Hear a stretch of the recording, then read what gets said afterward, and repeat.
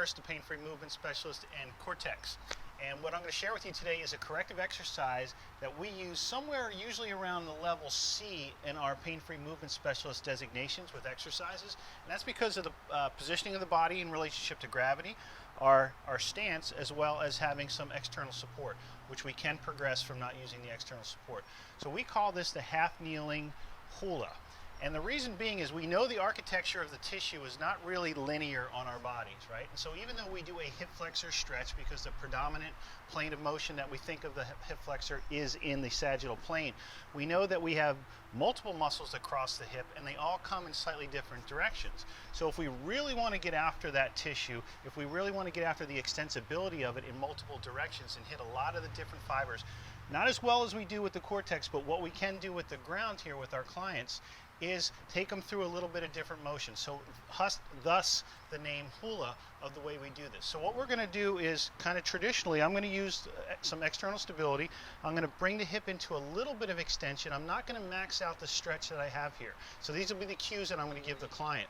And then what we're going to do is we're actually going to create a bit of a horseshoe shaped. So what we end up having here is the pelvis moving around the femur. Now both of them are moving, but the pelvis is moving further and a little faster, so the relative motion gives us this motion. So right now I'm going counterclockwise, and there's no reason for me to sit back into flexion. I'm just going to keep it where there's continual tension on the tissue.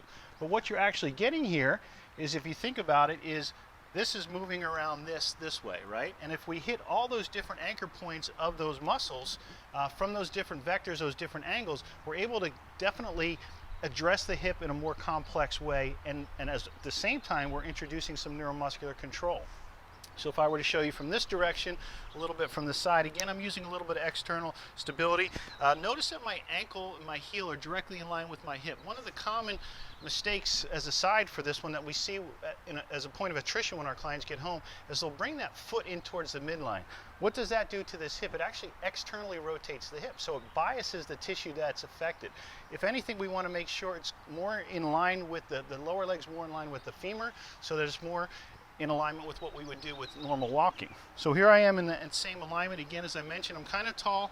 We also can use a little bit of light abdominal cueing. We don't want to overdo the bracing to the point where the body's holding a bunch of tension within the system as a whole, but we do need to do enough that we can kind of counter the tendency for the lumbar spine to go into too much extension. So what I'm going to do here is go into a little bit of hip extension here. So again, that's that pre-stretch, and if I were to take it into that little bit of a Hula motion, right now that would be going into the counterclockwise, and then I would have the client do the opposite. I'd have them go in the counterclockwise direction. So again, notice it's a U-shaped motion, and as I move, you will do it, you will experience it yourself as you do it. You will feel the stretch hitting different aspects of the tissue. So we have the motor control aspect of it, but we also have that very, very beneficial variability of hitting the tissue where we might actually feel greater restrictions than we do when we just do the traditional sagittal plane. Give it a try, let me know what you think. I'm Anthony Carey with Function First and the Pain-Free Movement Specialist.